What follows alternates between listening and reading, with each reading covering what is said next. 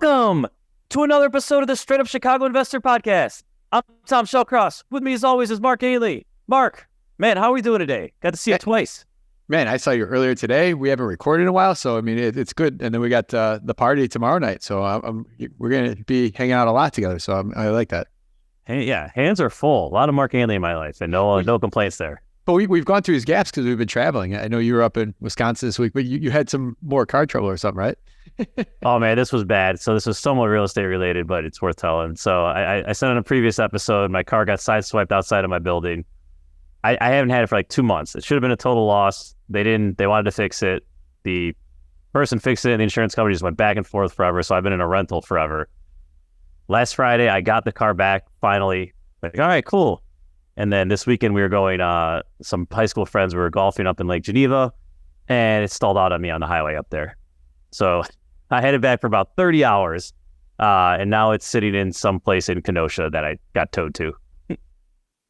I love it, though. You just said, screw it, and you went and bought another car this week. Yeah, I was done with the rental. We were already thinking about doing it, so just came back the next day, got a new car, and let's move on with life. Have things we got to tackle. A friend of mine time to wait around. Had a brand new Tesla. He had it, and he's making all these payments. He got rear-ended.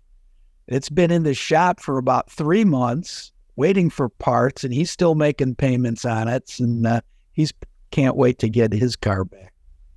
Yeah, it's been a pain. We got to march forward, though. Well, if anybody that's out there that needs a broke-ass Cadillac, you know who to call. So, all right, what do we? Let's get back to the real estate track, though. What do we got for housing provider tip of the week? Well, house price tip of the week. You know, we've had a boom, a lot of new construction being built here, whether it be suburbs or city. More so the last couple of years than the previous 7 or 8.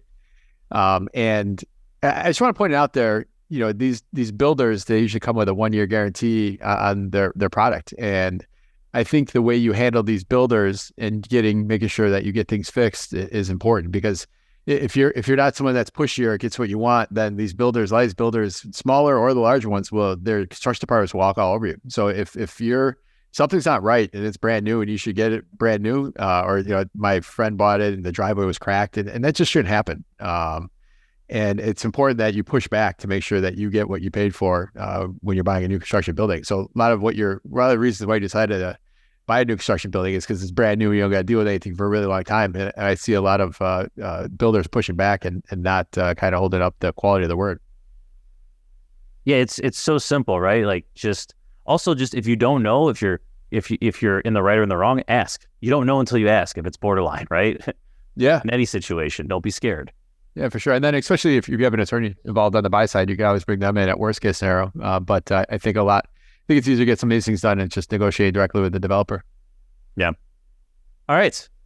Our guest today. So first off, another thank you to Mike Glasser. He's been very generous with his referrals in here. But our guest today is another Glasser referral. Over 40 years of experience in the Chicago metro market. Got licensed, believe, back in 1977. So he has seen it all. He is not only a UIC grad, he's done some live workspace up in Evanston. He has done work in Uptown, Rogers Park, Edgewater. We're going to talk about all these neighborhoods and what they were like a long time ago, what they're like today, what are the differences. He's been involved with the Rogers Park Builders Group. And I'm going to start off with a question here. It sounds like he was a drummer, but before I get there, Alan Goldberg, welcome to the show. How are we doing, Al? Doing great. Feeling really good. How about yourself? I'm feeling great. And in our research here, it looks like you are a drummer. Let's hit on that for a second. Are you still active? Are you still playing? Well, right now, I'm playing hand drums. I'm playing the djembe and dumbek, and I facilitate a Jewish drum circle called the Shaviti Drum Circle. We've been doing that for about 20 years, and we meet once a month. Oh, that's awesome. I need a hobby. Man, same guys. I'm not playing in a rock and roll band and carrying the drum kit around but I did back in the day. Yama and the Karma Dusters was our band.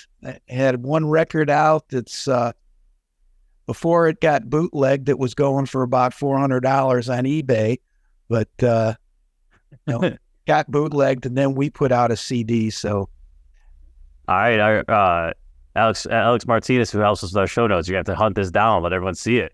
Yeah. So, All right, so we have a ton to cover here, and this will, we had Jerry Ettinger on 2 episodes ago. We were going to have you guys on together. You both had so much to talk about and so much knowledge. We wanted to each give you your own show. Let's just talk about getting started. Like, what brought you to get your license, and why was it even an opportunity at the time? I came back. I lived in Honduras for a year, and I came back, and I was sitting around the apartment polishing my black coral, trying to make little tikis and so forth. And my guitar player buddy came, who's never had a straight job in his entire life, may he rest in peace. But he goes, "Alan, you can't sit around Chicago and polish black coral all day." So I go, all right, I guess I got to do something. So I had some friends of mine that were in real estate and commercial real estate, and another musician friend and other guys who used to sell us kind of contraband smoking material. They had a real estate company in Lakeview and had all these apartment buildings. And I figured I could do this. So I went in Central Y, got a real estate license, took the class, and, got my real estate license. And it was really funny because I come back to the apartment and all these people are living there. We all, like, groups of people lived together back in the day. And I go and tell everybody I'm just got my real estate license. And this one guy says, "Alan, how can you be a real estate broker? You don't talk." I'm kind of a quiet guy. And so, but you know what? After all these years, I learned that was one of my strong suits, that I was not a motor mouth. I didn't blab my way out of a deal. It was, I provided people information and the service, and I listened to what people needed and wanted, and was able to, provide them the service that they needed. Alan, that's such a valuable tip to all the real estate agents out there, especially if you're newer. You talk too much. Too many of them talk way too much, and they give too much to deal away, or they give away too much. They show too many of their cards, or let them know what their client's really thinking, and they lose leverage on that. So I totally understand what you're saying. Understanding, reading the room and understanding when to speak and when not to speak is a skill set in being a real estate broker. Well, and very interesting, because there were so many, back in the late 70s when I started out, there were so many of these guys that were wearing these, polyester leisure suits with the button down to their navel, and these, cheap gold chains and slick shoes. And it was, and they would just talk. And I kept thinking, in the commercial real estate class that I took, basically the idea was, no, we want to wear 3-piece suits. We want to be able to look like bankers and lawyers as a commercial real estate broker. We don't want to be the used car salesman, and so that was kind of the approach that we were taking back in that time. We were trying to up the appearance of the commercial real estate broker. All right, so we get licensed. Talk to us, the first deal, right? Getting off the ground. Everyone remembers their first deal. Give us some insights there, and if you remember any sort of price points too, that for our listeners. Oh, I'm not. I think I remember my first listing. I don't think I sold it, but my first with the landlord of the building I was living in. He gave me a listing on some property to lease or sell, and it was just someone I knew. I knew he owned real estate because he was my landlord, and that's what I did. My actual first, I can't remember. I really can't remember what it was.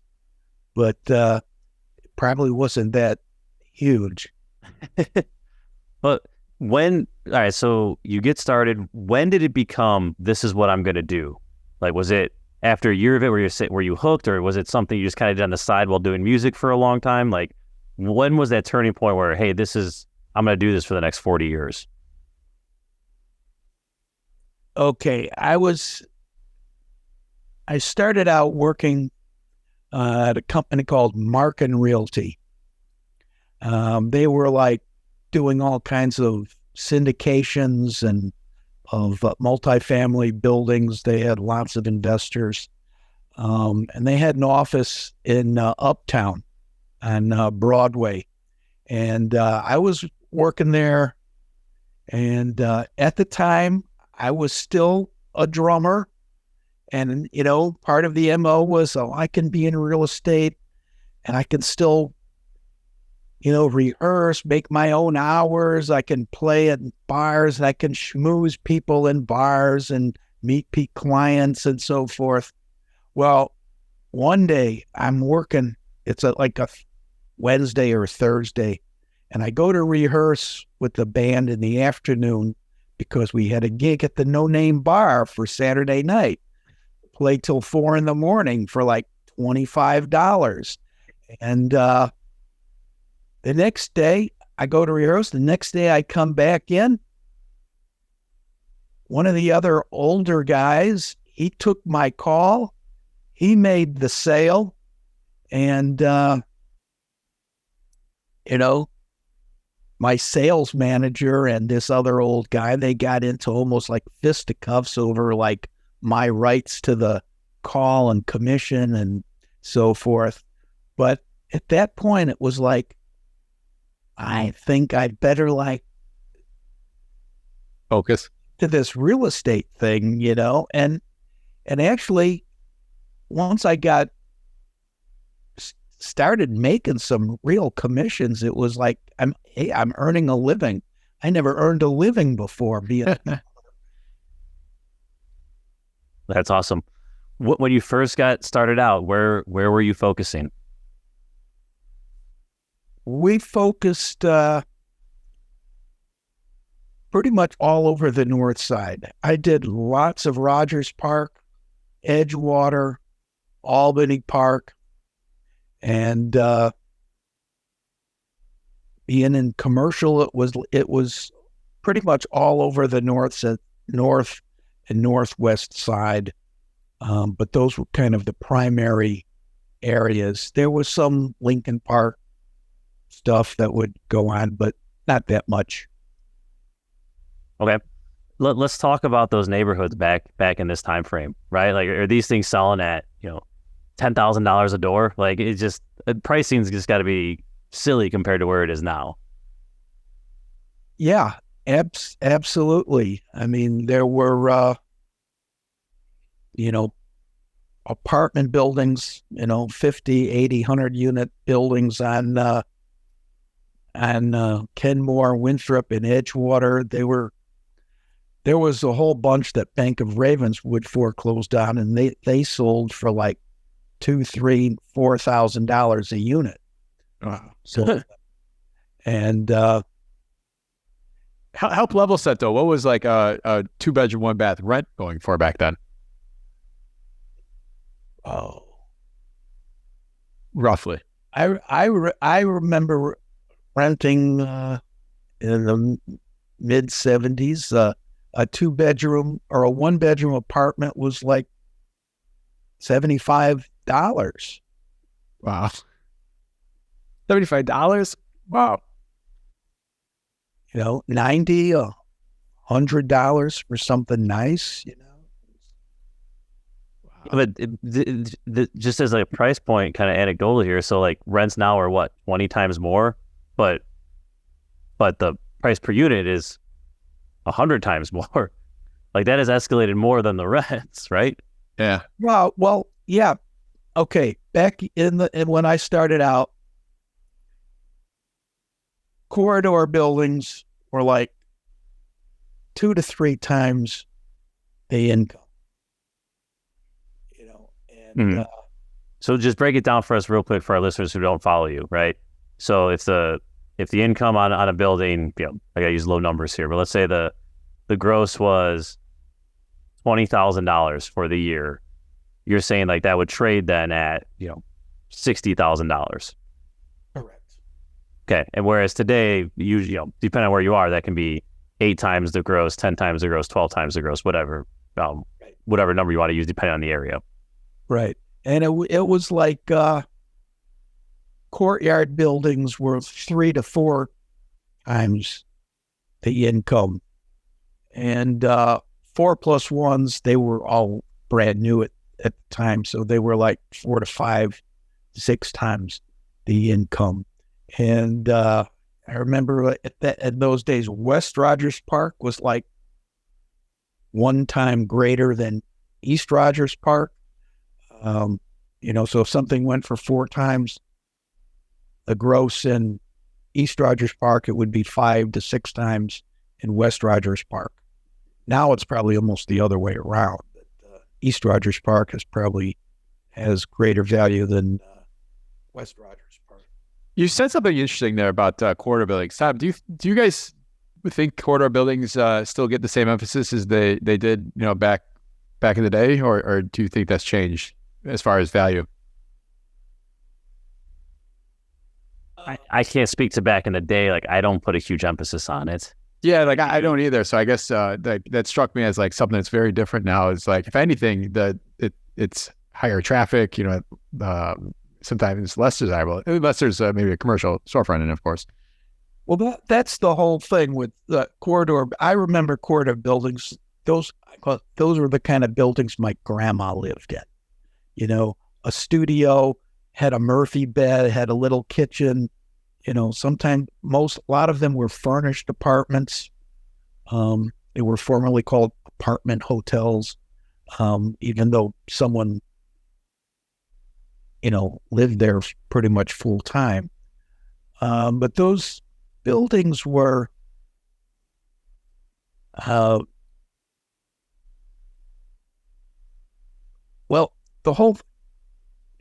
the 70s, my theory is that people used to live in apartment buildings for 5, 10, 15, 20 years in the same apartment.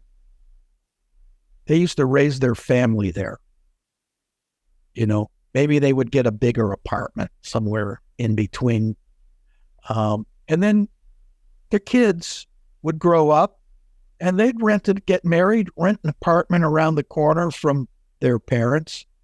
And that was the family. That's how there were neighborhoods, all these different ethnic neighborhoods around Chicago, because people like grew up, lived in the same neighborhood.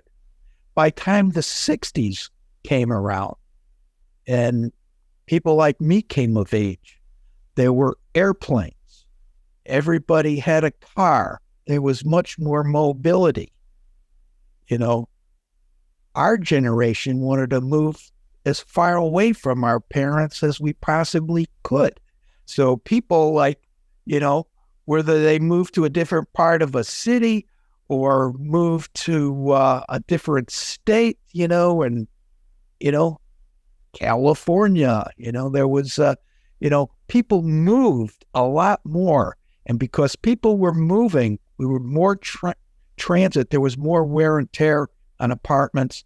People just didn't stay in apartments, and there was much more turnover and wear and tear on the apartments. The number that I always like, this is way before the time we're talking about, but like 200 years ago, like people only saw like 150 people in their entire life. Like 200 years ago. And think about that. Like you probably saw 200 people within a couple blocks of you leaving my office today, Tom. Like it's just kind of crazy concept of how the world's evolved. And Alan, you bring up every metro train. Yeah, exactly. Yeah, you just bring up such a good point about like neighborhoods, and it's so much harder to hold together the fabric of a neighborhood these days because of the transiency, which isn't even the right word technically, but that's really what it translates to now. Yeah, it's just mobility. People have access to mobility.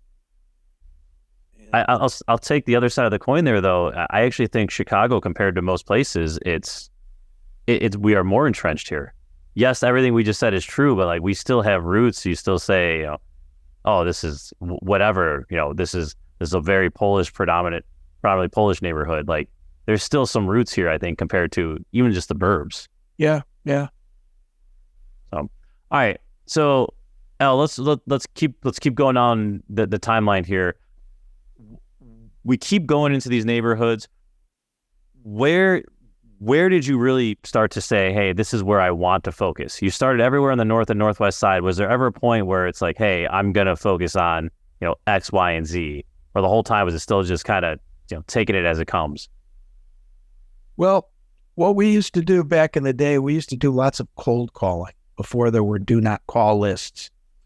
So we would, just do lots of research, either there were like cross-reference directories. They were like thick phone book. Remember phone books? But they were thick like phone books, but they had it listed by address. So you could look up a particular address and then find a phone number. So we would do research on tax records, cross-reference directory, just trying to find owners and cold calling on the phone, lots of boiler room nights, pizza parties, get $1 for every appointment you make, drinking beer and pizza and making the calls and just having, to do that. And we would have geographic areas, because if you're gonna farm an area. So, if you had East Rogers Park, Edgewater, West Rogers, Albany Park, Lincoln Park, Evanston, what people had like their different areas. Now, most of the companies, no one had it an exclusive, so we were all cowboys. We were all independent contractors. We could call anybody we want. The company didn't say you have to only concentrate an area. So, I would concentrate in, say, East Rogers Park, and then I would go, okay, I'm gonna start doing. I would get a listing for some. You never know when your leads come. You get a listing in an area, and then you start farming that area, because you get a building, and now you got to like contact every owner up and down the block and around there, one, to let them know that you've got the listing in case they want to buy it, or to introduce yourself as having them as a potential client to sell a property for them if they need that service. So it was always, building relationships and lots of phone calls and making notes on your calls, calling people back, every 6 months, once a year. I still have file card boxes. I don't throw them out because, it's like every once in a while I go in the garage, I go, oh, I remember this guy. And I just go through them just for the memory's sake of it. If you're talking about business cards or something, I have a collection of business cards from just about every card I've collected going back to the 60s. And there's just like these huge boxes of business cards. I don't know why I save them. I don't know why I don't toss them whenever I have to purge the house, but I keep them just because I've kept them this long. I love the old business cards or ads, and there's no area code on it. When you used to only have one area code, you didn't have to worry about that. So you got the 7 digits. Well, Alan, talk to us about some of these neighborhoods that, maybe to the listeners, what they are exposed to today, these neighborhoods, they'd be shocked by, maybe that wasn't as nice of a neighborhood, or maybe it was a rougher neighborhood, or maybe it was a neighborhood you were scared to go into. What areas were like that? Oh, well, Uptown was totally different. Uptown was like huge, hugely run down area. Lots of rundown, vacant apartments. Just Were there any worse corridors than others in Uptown specifically? Kenmore and Winthrop avenues were people were kind of afraid to go there. That it was the area had a lot before my time. The area had a lot of mansions, big houses, Sheridan Road, Kenmore and Winthrop, and they got on Sheridan. They all got bought up, and developers built high rises, there, and then Kenmore and Winthrop. A lot of the property got bought up, and these 4+1s were built in the 60s and 70s. Ground floor parking with an entrance, an elevator, and 4 floors of apartments. And they were new, they were modern. And, so that makes sense. And that area has so much of that, call it 70s, built, what you're calling 4+1s. And that was because the area was in disrepair, and they basically took it down and kind of rebuilt it at the time. That makes a lot of sense. Yeah, I mean, the houses, people weren't, doing these major renovations of houses. So they were kind of, run down, and, the land value was greater, so people would buy it for the land and build the new constructions because it had the zoning. Let me ask you this question, because today's world, whether it be HGTV or online, the whole flipping or doing extensive rehabs or add value. What was that like back then in the 70s? Was there people that come in, look at a building and say, I'm going to put X amount of thousands per unit, I could add value and get rent? Or is it, tell us a little bit about kind of what that looked like back then, or is that something that's always been that way? Well, there were, I remember back in it was probably late 70s and early 80s, in Rogers Park, people were buying all these, the courtyard buildings, and they were, 1 and 2 bedroom apartments, pretty nice size, but they were all, people would come in, tear out the porcelain kitchen, put in some kind of a new starter kitchen cabinets, put some new brass kick plates on the front doors, and paint it. Maybe they would sand the floors, but there were, and they would. That was the extent of the renovation. A lot of syndicators. Pig on a lipstick would be what we call that probably today, maybe.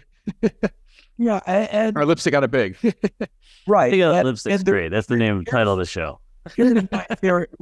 What was going on was, there would be all kinds of yuppies. That's what we call it, young urban professionals that were like hippies that grew up and like got jobs. That whether they were like teachers or whatever professions they had, and but people would rent apartments, and the windows would rattle, especially if you were near the L. You'd hear it. The cold air would come in. The electrical was, you couldn't run a toaster oven, and your air conditioner at the same time, and it was like, so people like got what they thought were these nice newer apartments, or even a vintage apartment that was like nice, clean and painted up. It was, but but they realized, after a year or two, it was like, I'm going to get something else. And they wouldn't stay. And, there was also a crime issue in there's little more crime happening in the 80s than there was in the 60s and 70s. And so people, that's kind of what people did. Now, I remember I sold 3 buildings to a company called Capstone in the mid-90s. And they did more renovations than anybody else was doing at the time. New heating systems, new electrical and wiring. They put in new windows. At that time that they put in, aluminum thermal pane windows. I mean, now everything is vinyl, but they really did some substantial work. And I remember they sold their buildings. Some of their buildings were selling for like $50,000 a unit. Wow. Which was like much higher than what had been going for. And I was totally amazed at the time, because all of a sudden these rehab buildings were selling for $50,000. Now everyone was selling the unrehabbed buildings for $50,000 a unit. Mm-hmm. It was like, I keep going like, what? But that's what happened. And prices just jumped. Well, let's put that in perspective here, because think about this: in the 70s, if you had one of these 1918 built buildings, it was only 50 years old for the most part, and you didn't have all the major capex that you have today. So it's almost compared to when we were looking at these 60s, 70s built buildings. If they got copper, then they're pretty good, and you don't have to do this crazy capex. So it's a little newer versus today going and buying these 1918 buildings that no one's touched it. You can't not do everything. Yeah, there was, like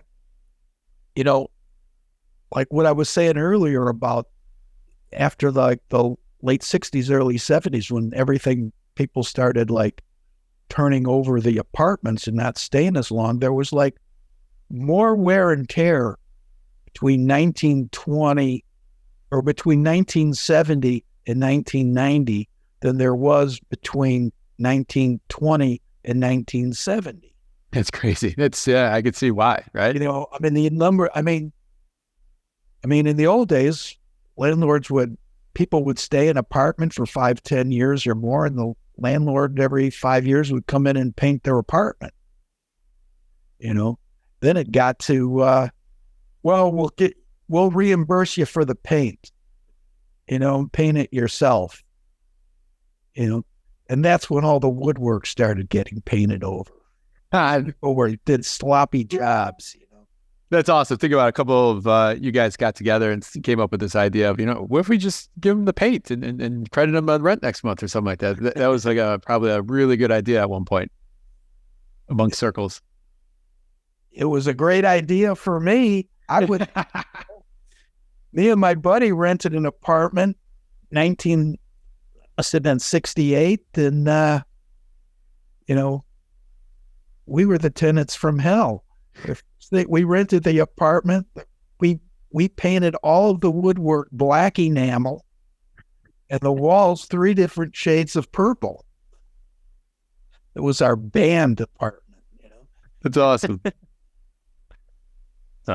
Al, what a lot of our listeners are familiar with the crash in 2008, recent with COVID, but you've seen a lot of cycles here, right? You've seen some super hyper inflation. You've been through, multiple recessions. What piece of timeline has been the hardest part for you in this industry? Like, what was the one, they'll call a 2 to 3 year stint you would not want to go back to? I'd have to say it was the Reagan recession from like 1980 to 82 82, 83. Interest rates were like 18%. I was, the company I originally was with, Markin Realty, they became Markin, Hogan and Farwell Markin. Then they kind of went under, and I moved to, started to work downtown, with a friend of mine, Evan Gladstone. We worked at, Is the same Gladstone now that his kin are all over Chicago and all Southport? He has an auction business. Okay. He used to work for Sheldon Good, and then he went to work with Dan Shannon. So, and anyway, I went with him to work for Dan Shannon Real Estate. At the time, Dan was in the process of trying to build presidential towers. But that didn't last long. I made a few sales, went to work for Berger Realty. It was with the what was that called? The North Loop, something like the North Loop Commission. It was anyway, that didn't work out for very well. And then I went with David Kaufman Associates, and worked with him for a couple of years downtown, and was doing some auction stuff. But that was the point where I went for a period of like 18 months without a sale. Was this just because rates were so high? Like, what was?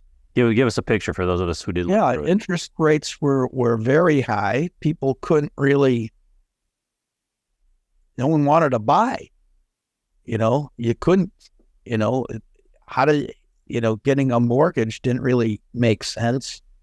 It was. So it was a drought, and So I was having a real rough time, and I had just gotten married, had my first kid, and fortunately, I had purchased my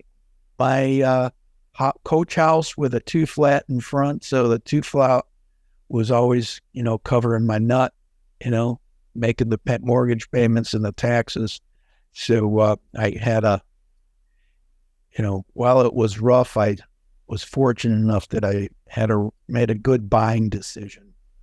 How did the market, when I say market, maybe the investors, the sellers, the real estate agents, how did they adjust? Because rates didn't go from 18% like down to something manageable like overnight. It was a period, and like most cycles, there's an adjustment period where people learn how to make money or prices adjust. How did you guys all come out of that, and what were things that people did? And I asked this question in the context of right now, you compare it right now to back then, and it's like nothing, right? I imagine guys like you laugh, but it's like every downturn change in cycle has opportunity. Like what were the opportunities that came out of those crazy years for you? How do people adjust? Interesting. During that time when I wasn't making a commission, any money, and I got really tired of going downtown, I decided I'm going to go work for Jerry Ettinger at Hallmark and Johnson. And they were starting up, and they were up here on the north side, and I didn't have to take the L or train or park downtown and stuff. And all the clients were up here. So I went there, and rates started to drift down, and they were a little more sales. There were opportunities for people to buy again, and people were starting to be able to sell. But I remember it must have been right around that period. I watching TV and watching the news, And here's on the news, and Judge Aspen has just ordered the Chicago Housing Authority to acquire 400 scattered site housing units in the next 6 months, or he's going to put the CHA into receivership. So the next day, I call up the CHA. I go, "You guys looking for buildings?" The guy goes, "Yeah." He goes, "We're looking for 6-unit buildings with 3 bedrooms and 2 baths that are run down in white neighborhoods." Because the court order was they had to build scattered site housing in neighborhoods that did not have a concentration of low income housing, public housing. So I go to my sales meeting. Anybody got a 6-unit, 3-unit building that's a burnout? And one guy, "Yeah, I got one." Randy says, "I got one over on Granville. I just drove by it." So I go drive by and get the phone number, call the owner. He's a real estate broker. So, "What do you want?" He tells me what he wants. I call up CHA. "Here's this burnout building. You want to take a look at it?" They go, "Yeah." So they come out, they put an option contract on it. Okay. And the guy signs it. I'm happy. You have to explain what an option contract is for our listeners. An option contract is they write a contract that says, well, in this case, it was the CHA will buy your property for $120,000, but it's contingent on getting the city council approval. Gotcha. So it had to go before city council to get the vote. So I swear, the next day after this was signed, I'm watching the news, and there's the president of the CHA, this guy Renault Robinson, and he was a former police officer. He was running this CHA for Mayor Washington, and he's on there. Renault Robinson has fired the entire scattered site housing staff, So I'm just going, "Oh my gosh." Right. Next day, I call up, ask for the scattered site housing department. They go, "They're all fired. There's no one there." I go, "Well, I got to talk to somebody because we had a transaction." And they go, "Well, let me take your name and number and someone will call you back." And I get a call back from a guy named Earl Talbot from Kirkland & Ellis, a big law firm. He goes, "Hey, I've been appointed to be in charge of this scattered site housing unit. How can I help you?" And I go, "Well, I had this deal, for an option contract." He goes, "Well, I just got here my first day, so I'll go look for it and I'll give you a call back." So 2 days later, he calls back and says, "Alan, I found your file." I go, "Great, Earl."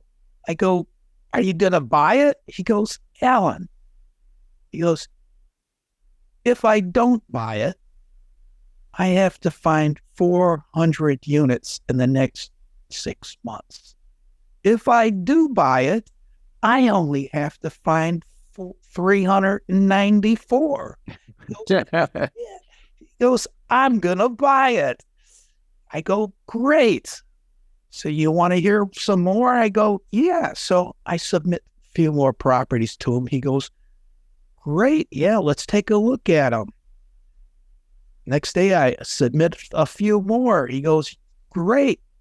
Yeah, I haven't seen those." I go, "Earl, isn't every broker in the city calling you?" He goes, "No, you're the only one." I go, "Why don't you come to the office and we'll sit down at the computer and we'll look at everything that's available." He goes, all right.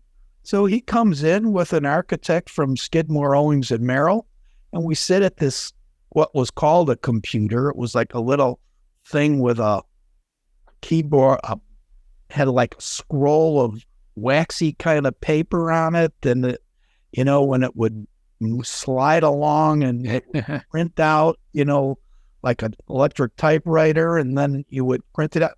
But anyway, we searched that thing and we came up with I don't know, 50 or more buildings, to go and take a look at. And we went, made appointments, looked at these buildings, and they put option contracts on 35 buildings. Oh, man. You're back in business here. I'm back in business, but it was interesting because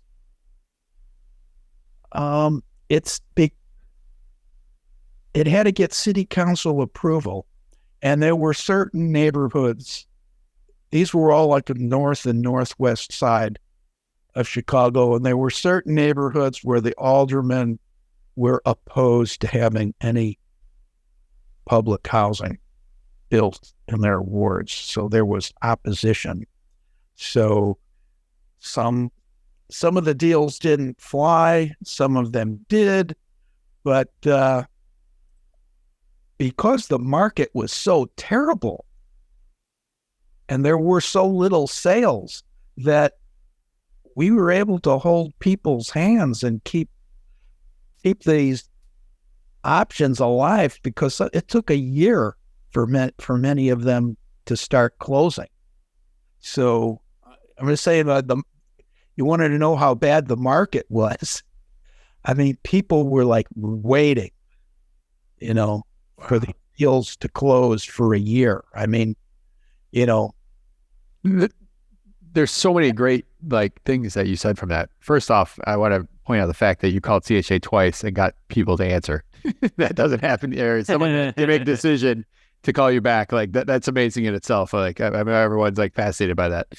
But two, you stayed on top of your, you found the opportunity. You saw something. You literally didn't wait till you waited the next day. You called someone in business hours, and you found an opportunity. And then the other part that I jumped out to is then all of a sudden you saw the deal dying because everyone got fired. So and then all of a sudden you got back on your horse and called them up again. So the ups and downs of whether it be a real estate broker or an investor is like that perseverance that you have there is just that's something everyone can use to be successful. Yeah, there's, I mean, you never know where a lead is going to come from as a real estate broker. It can come from a family member or someone that in your circle, but and doing the research, but just I'm listening to the news, listening to blabbermouths in restaurants, talking too loud about their business. It's you just never know. You place an ad for one thing, you get a call, and it's totally something else. No, I agree. Especially on the commercial broker side, you get to put these big 4x6 signs in front of your buildings when we do these industrial buildings, and it's you never know who's going to call you off one of those signs. So the dollar amount to put up that sign, the $300-$400 might to be install it, all it takes is one call and it pays for the next 100 signs because some crazy opportunity comes up. I remember just, I had a few listings and I sent the flyer out, Rogers Park is the place to buy, and I had a list of 6 different apartment buildings. This was probably in 78, something like that. And I get a call off of the flyer, someone who got the flyer, and says, what do I have to do to sell my apartment building? I go, well, let's just make an appointment. I'll come out and meet with you. So I go look at the building and we sit down, we go to the gold coin, and the guy was so anxious, he just signed the listing. I didn't do a whole lot of research on it. I did some preliminary research, but, I mean, so he signs the listing and then he says, now I'm going to tell you who to call. I go, what? He goes, yeah, there was this company there over on Howard Street called Sam Sherwin Realty. They keep saying they want to buy the building, but they never do. I go, so I call up Sam Sherwin Realty. They were a competitor agency, and Sam was like a big, well-known guy in the industry in the North Side. And anyway, I talked to someone there, and they bought the building. It was a layup. Yeah, I mean, it's like, yeah, I mean, at that point I said, all right, this was my first flyer that I did. I spent the money. We paid for the postage. And I go, this is paying for 20 different the next 20 mailings, So, yeah, you never know where the lead's going to come from. Oh, that's awesome. Was there any point when before, let's go back to the CHA, before this is happening and things are tough, was there any point where you're saying, I'm going to switch it up, meaning like I'm going to get out of this and do something else? Or was it always, hey, this is tough, but we're going to figure it out? So there's probably a lot of agents right now who feel that way, right? Yeah, but I didn't. I just, I was building my identity. I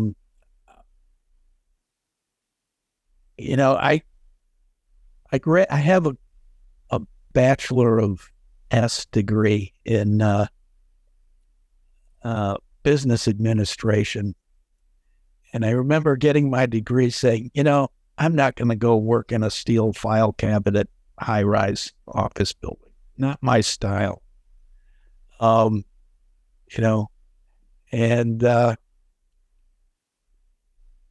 by the time I got into real estate, I realized I don't know what else I could qualified for, I mean, that I would like to do. I like being a real estate agent.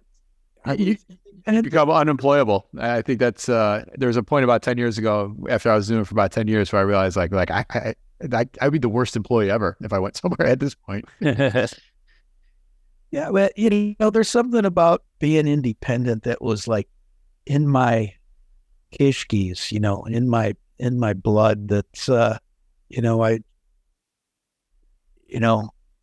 probably not that good at just going to work. Well, I think, and I know that lots of people do. Lots of people go to work, get a paycheck, and 5 o'clock, they're done. The weekends, they're done. They go on vacation. Work is like when you go to work and, you do your job. A lot of people enjoy their work. A lot of people don't. That's why they call it work. But I just always liked being independent.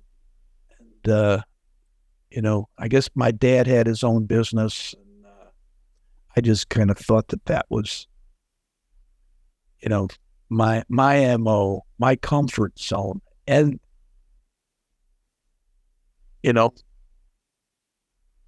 it's, I have 2 daughters. One has a job, a good job. They go to work, when they're done working, they're done working. The other one's kind of more, likes to be independent. I hope she gets a job. So, all right. So before we wrap out, you've seen these Northside neighborhoods change dramatically over the last 40 years. Where do you see like the Uptown, the Rogers Parks of the world? Are they trending the right way right now? Like, do you feel like we're on an upward trajectory, or do you feel, the winds are kind of in our face right now? Oh yeah, I think I'm still, I'm still a Rogers Park booster, and still think that I'm biased. I'm an investor in the area. I own property in the area. I'm active I'm a commissioner on an SSA I produce an art festival. I've organized the Glenwood Avenue Arts Festival and the Mile of Murals. So I'm like a member of the Rogers Park Builders Group. So I still see upsides in Rogers Park. Unfortunately, there's not a lot of new housing going up, even though there's some development opportunities going on. So the rents are going up in Rogers Park, basically because it's a great lakefront neighborhood, got good transportation, and compared to the Loop or Lincoln Park or Wicker Park, the rents are very affordable, more affordable than some of those other closer to the Loop neighborhoods. So, I think there's room for growth and development. Hopefully we'll get some new construction and rents will stabilize. Good stuff. All right, Mark, anything else? You ready to wrap here? I'm ready to wrap. Alan, you ready for our question round? Let's go. What's the prize? Is this like Jeopardy or? Not yet. We'll have one later. Don't worry. We'll get that. The Chicago Facts will come. We'll get prizes then. But so this long in the industry, what's been your competitive advantage? Oh, for many years, I thought it was my ability to evaluate properties for clients. My ability to let them know what the optimum price point for marketing their property was. That kind of went out the window at one point, where prices were just like, I took all these MAI appraisal classes, so I was like really pretty good at evaluating properties, but prices just kept moving so fast beyond what the previous sales indicated that I had it came a point where I realized that the buyers and sellers are smarter than me. What is one piece of advice you would tell someone that is yet to buy their first property here in Chicago? Do whatever you can to get your down payment and buy your property, because the longer you own the property, the better off you be. Love it. I love that. The longer. Time is your asset, baby. Yes. What do you do for fun? Oh, I play drums. I DJ and dance in a conscious, ecstatic dance practice. I have one of my storefronts I use. Well, for many years, I donated it for artists groups to use. And then about 10 years ago, I became ordained as a Jewish teacher, as a Maggid. And I took this storefront and I said, I'm making this a Jewish study center.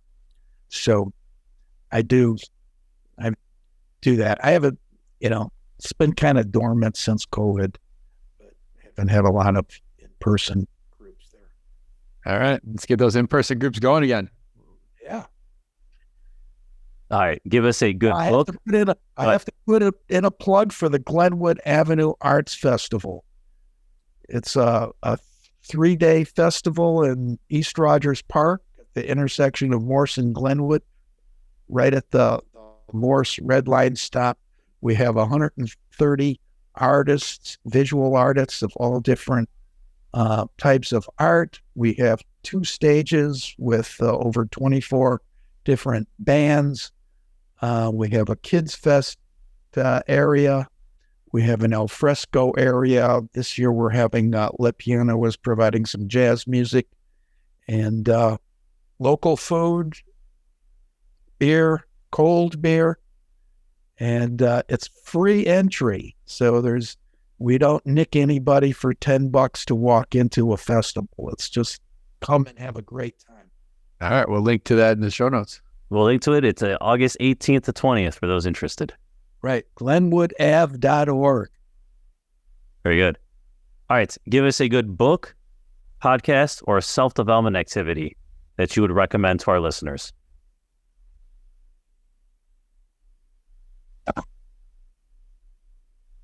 Okay. I'm going back with the books that I used 40-some years ago that helped me get started in real estate. If you can find them, there's a book called Creative Brokerage and Sales. And we will try to link that in the show notes. That's the best. It's probably still valuable. It's dated with prices, but all of the tools and examples are for a commercial broker are probably really great. I got to listen to that. I find that a lot of the stuff generationally that we use, there's a bunch of little things that get lost. So I'm sure there's something really good in there that you guys were doing back then that today's isn't appreciating or taking advantage of. All right. Besides yourself, name one person in your network you'd highly recommend to other Chicago investors. What's it? Beside myself, one person? Yeah, someone in your local network you refer. Attorney, a lender, group. Rogers Park Builders Group. There you go. That's a good one. We'll link to them in the show notes. And a reminder that the soiree is coming up, everybody. Yeah. Oh, yeah. August 3rd. There you go. All right. So, Al, thank you so much. You provide a ton of value to our listeners. How can they learn more about you? Is there any way they can provide value to you? Send me an email or text. All right. And we'll link to that both in the show notes. All right. So now you get to play. Now there's prizes here. Then we'll let you go. So, Mark, who are we playing for today? All right. So today we drew Camille Dresser's name out of the hat. She bought a t-shirt here. Looks like she lives in Garfield Park. Today's Chicago Fact is brought to you by Renovo. So, Alan, if myself or you get this question right, then our winner will get a $50 gift card brought to you by Renovo Financial. All right. Multiple choice here. This will be a tough one. Heads up. All right. So we talked a lot about Rogers Park. It's a very diverse area. According to the Roger Park Business Alliance, it is estimated that how many languages are spoken in the Rogers Park community among its population of over 50,000. Amongst its population of 50,000. So, how many different languages are spoken in Rogers Park? And the options are 15, 30, 55, or 80. Oh, gosh. 55 or 80. Again, this is going to be a guess. Sorry, Camille. 50 or 80 just seems like a lot. But, Alan, maybe I will go with... I'm going with 55. What was the second option I want to be? 15, 30, 55, 30. or 80. So we got the middle tier here. Ooh, guys, it's more diverse than you think. 80. I mean, I know at Sullivan High School, they used to say there were 40-plus languages spoken there. You could have guided Mark a little there. Yeah, Alan, you should give me that tidbit before we guessed.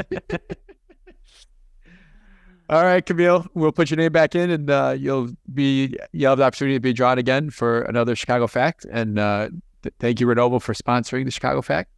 Alan, awesome having you on the show. Tom, thank you as always. Listeners, make sure that you check out the summer soiree here, the August 3rd, over at Loyola campus. It's going to be an awesome event. It was awesome last year. This will be my fourth one I've gone to, so I think this is their 10th annual, I think.